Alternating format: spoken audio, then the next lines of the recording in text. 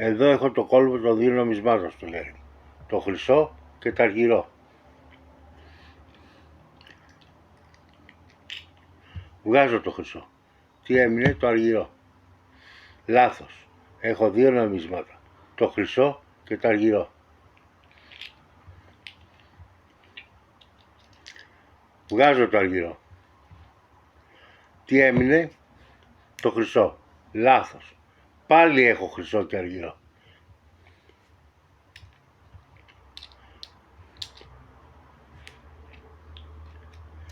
Τώρα βγάζω το χρυσό.